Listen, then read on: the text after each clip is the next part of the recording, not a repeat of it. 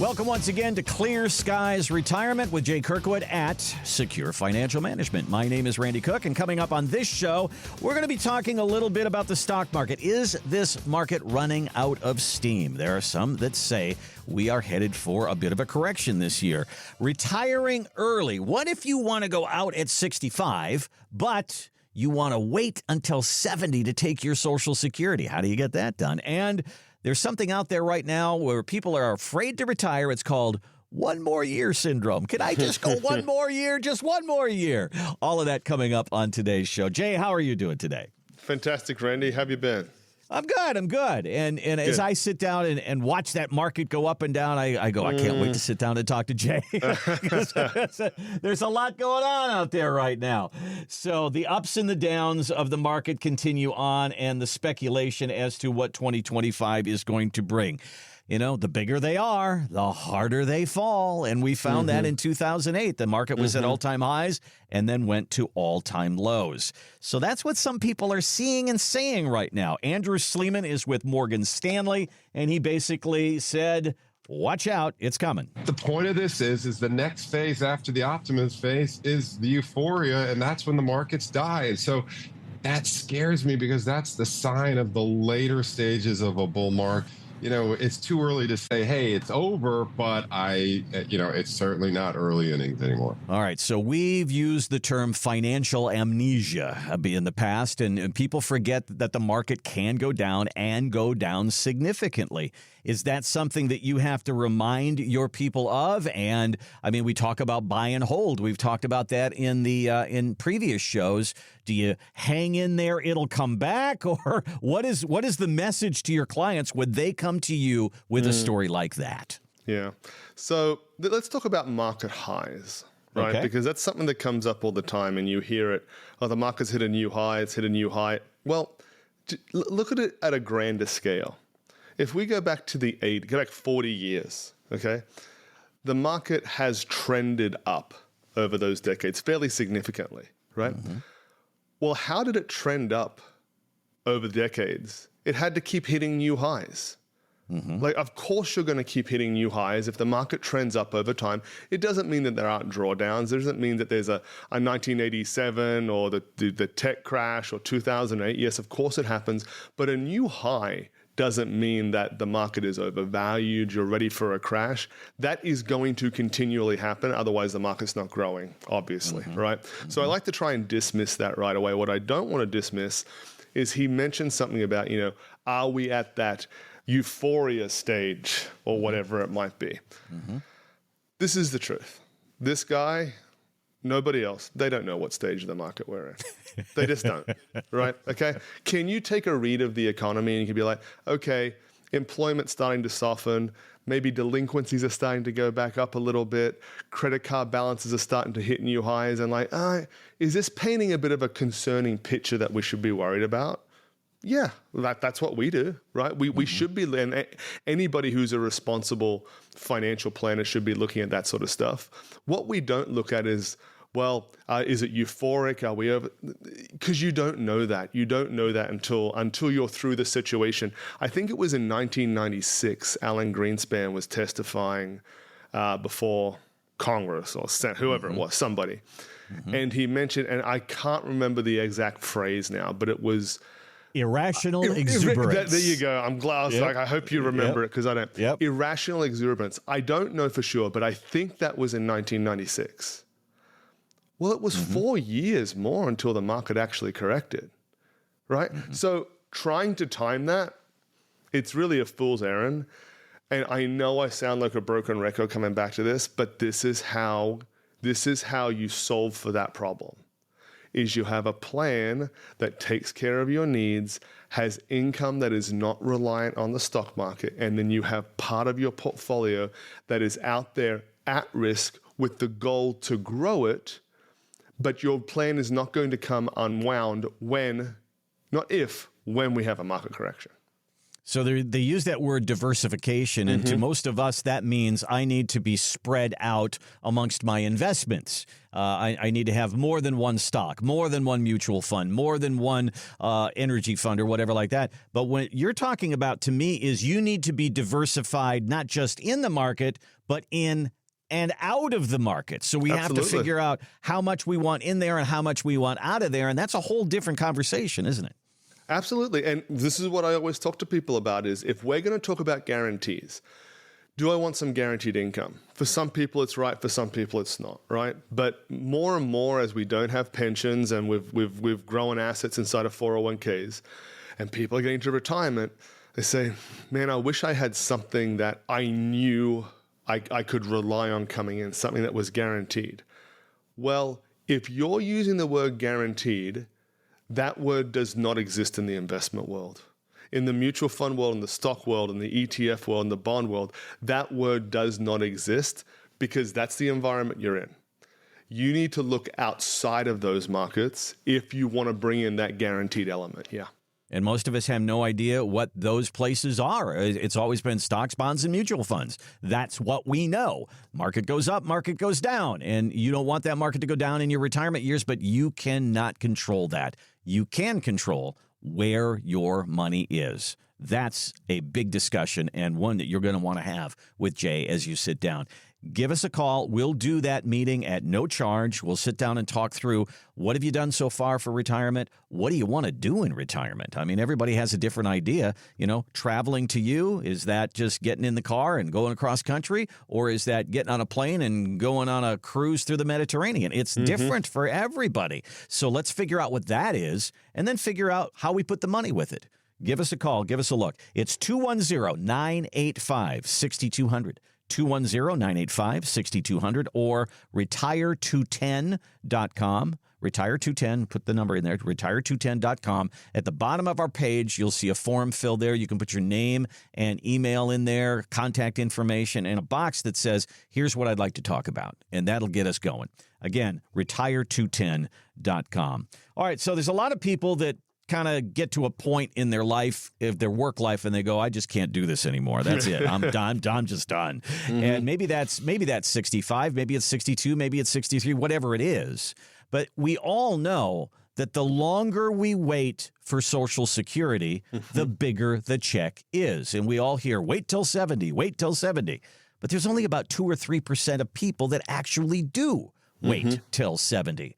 But Jay, if you retired early, and you really did want to push that Social Security check off for a while, how do you fill the gap? Do you start dipping into your 401k, your other assets? I can't see any other way to do that. And is it worth it to wait until 70?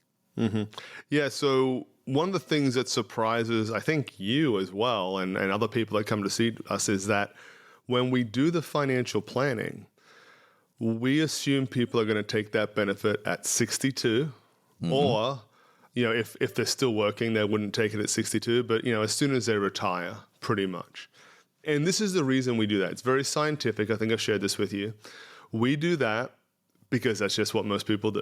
So we try to build the plan how it's going to be realistically done. Okay. And it's not that I'm an advocate and I'm out there promoting that people should do that. But what's the point of building something that probably is going to be the way that you do not actually experience it, right? Okay, so that's the reason that we do it. And this is, we try and give the pros and cons, and this is one way to look at it. And the reason I want to open up and shed light on taking Social Security earlier is because everything else out there is what you said. It's wait till 70, wait till 70, wait till 70. And there's no discussion about anything else. There's plenty of positives about waiting till 70, right? There's not anything wrong with it. Are you going to maximize your benefit? Yeah, you are. When you get your cost of living adjustments, is it on a larger base? Yes, it is. Okay.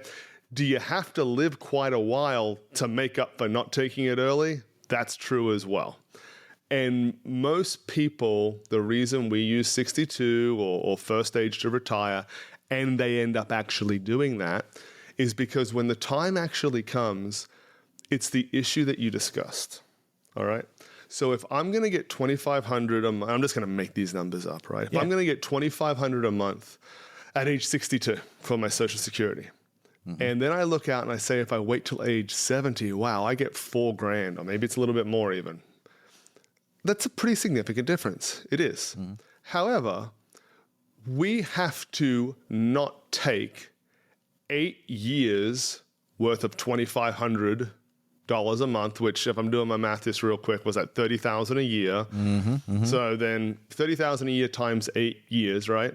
We're talking about multiple hundreds of thousands of dollars that we will not take to get a higher benefit later. Well, the money has to come from somewhere. Yeah. Right? If we've got to live, we've got to have this budget, we need to support it from somewhere. Where's it coming from?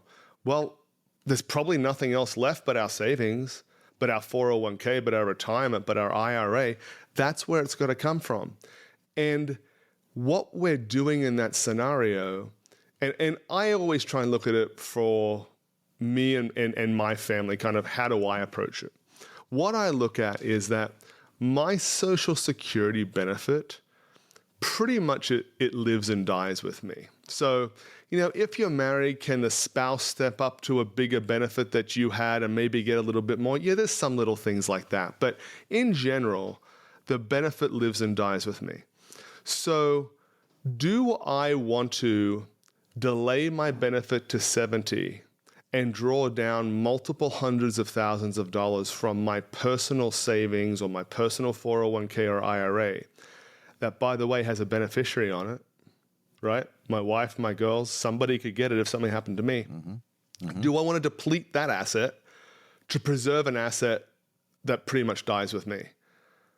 That gives me some pause, right? Yeah, that makes me think, like, do I really want to go into my own money to preserve a benefit that, yeah, if I make it to 95, well, fantastic. I won the game, right? I guess you could look at it that way. I got some bad news for you, Randy.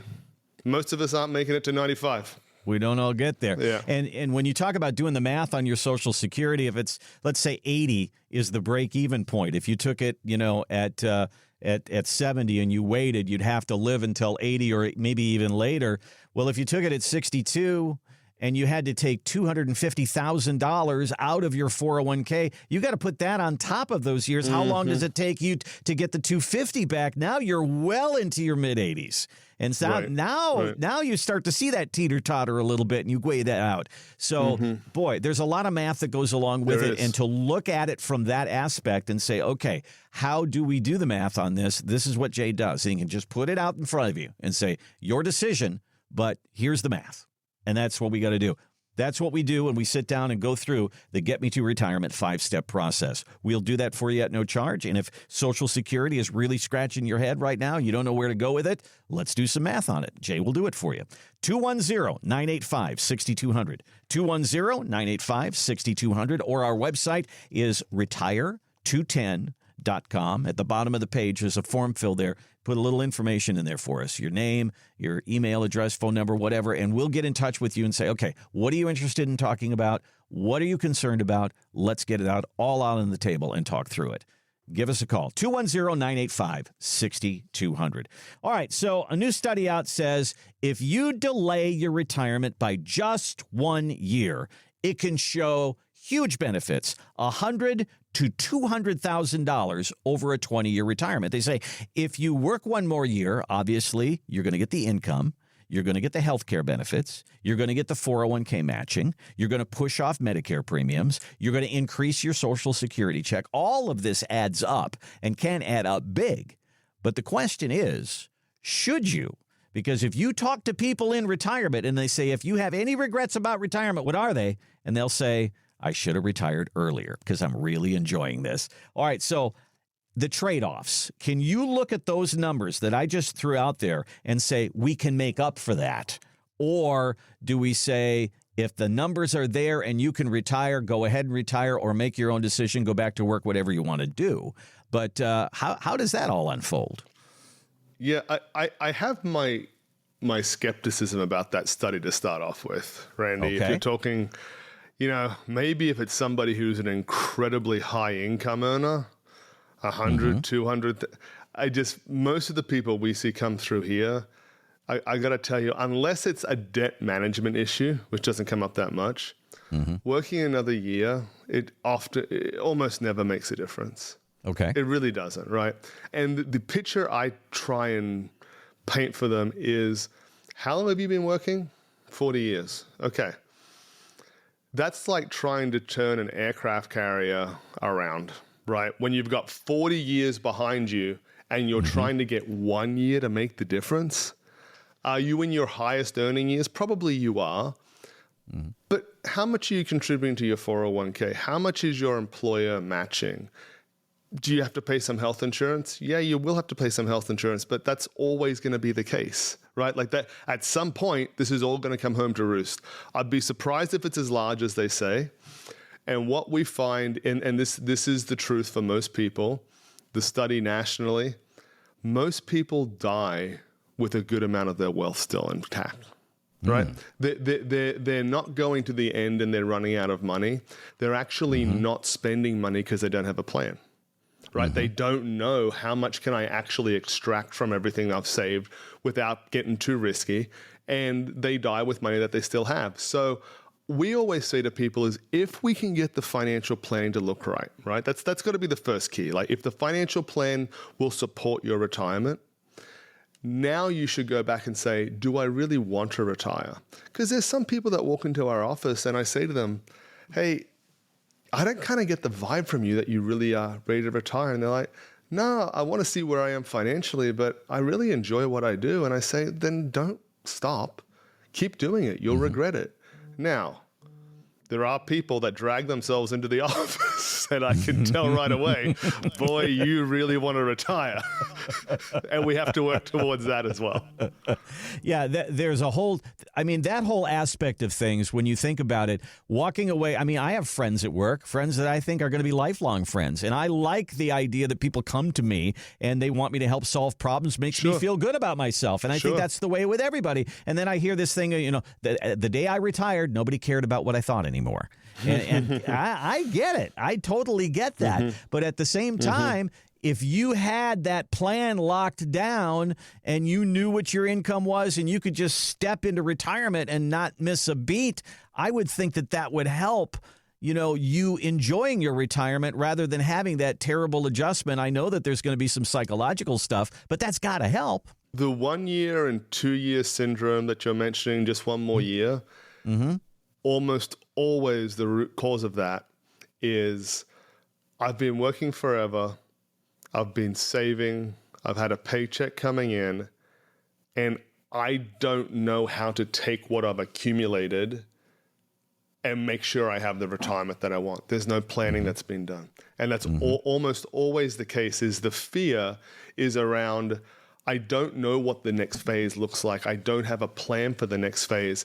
So when that year comes up, and I don't know about you, Randy, but the older I get, the faster the year seems to pass every time, right? So true. It is so true. And so you say, oh, well, one more year, and you blink your eyes and it's there. Yeah. And there's still been no planning done. And you're like, well, maybe just one more. And you look back and you've done that 5 times, right? And you've missed out on enjoying the fruits of all the sacrifices you've made over the prior decades to save money for your retirement. It's so very true. And how many times have you had somebody goes, you get the green light for retirement. They go, okay, that's what I was looking for. I'm going back to work. And they go back to work. And then 3 months later go, I'm done. That's it. That's it. Okay, I made my little experiment. I'm done. Right. Well, you may or may not feel like you're done. And if you are, great. Come on in. If you're just wondering, can I retire? Let's get you the answer to that. Here's our number and website, 210-985-6200. 210-985-6200 or retire210.com. Interesting story about a guy from Columbus, Ohio. His name is Mike Flint. Back in 1984, Mike bought a lifetime membership to the ZZ Top fan club for $100. And as a part of that, his benefit was he got a pair of tickets every year to a show, and he got to go backstage for life. Wow. And Mike has never missed a year. He has gone every single year and continues on. So that $100 paid dividends for him for life. So when I think about retirement planning and what you do, Jay, is literally people are sitting down, They've made this investment over the years. They're going to sit down. They're going to put their money someplace, and this is going to pay off for years to come. That's right. So that's right. I think about tax planning, estate planning, income planning. These are things that are not just going to help you for just 1 year or 5 years. What you do is helping people for 10, 15, 20, and even 30 years, isn't it? Yep. So this was an amazing investment for this guy, obviously. Right? $100 back in, 41 years ago. 1984, yeah. 41 years ago. Probably tickets were like 50 cents a piece back then. Probably, And they're over $100 now, I'm sure. It's been a fantastic investment for him because he used it. If he had paid $100 and went to a concert or two and then didn't, it was a terrible investment. He made the most of it, right?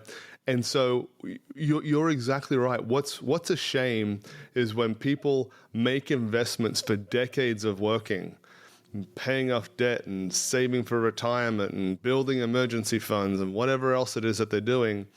And then it comes time to enjoy that benefit and it's not extracted in the right way. It's not used in the right way. You're not getting the maximum dividends out of it that you could have. And really, in the end, what is it about? It's enjoyment, really, right? It's living the retirement that you want. You're not getting the maximum retirement out of it that you really could be. And to sit down and just spend a few minutes with Jay, I mean, maybe spend an hour in that first meeting and just get to know him and find out, is this a good fit? And then say, okay, what are your goals for retirement? What do you want to do?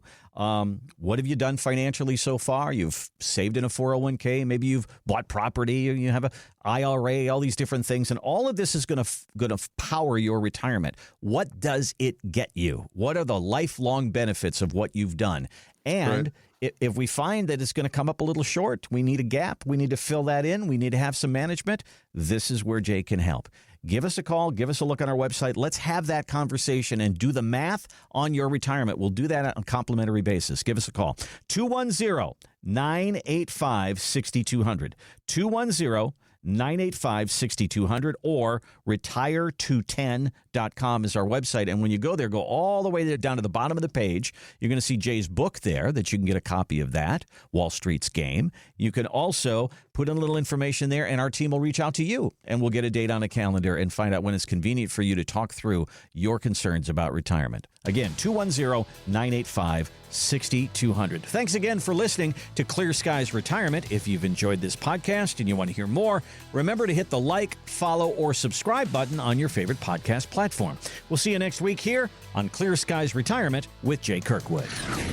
Investment advisory services offered through investment advisory representatives at Secure Financial Management, a registered investment advisor. Exposure to ideas and financial vehicles discussed are not designed nor intended to be applicable to any person's individual circumstances. It should not be considered as investment advice, nor does it constitute a recommendation that anyone engage in or refrain from a particular course of action. Past performance is not a guarantee of future results. Investments can fluctuate, and when redeemed may be worth more or less than when originally invested. Financial professionals are not licensed in all 50 states. To find out if Secure Financial Management is licensed in your state, please contact their office. Secure Financial Management is not affiliated with nor endorsed by the Social Security Administration or any other government agency. Annuity guarantees rely solely on the financial strength and claims-paying ability of the issuing insurance company. By contacting us, you may be provided with information about insurance and annuity products offered through Wholesalers Insurance. Jamin J. Kirkwood, Texas Insurance License number 1421850.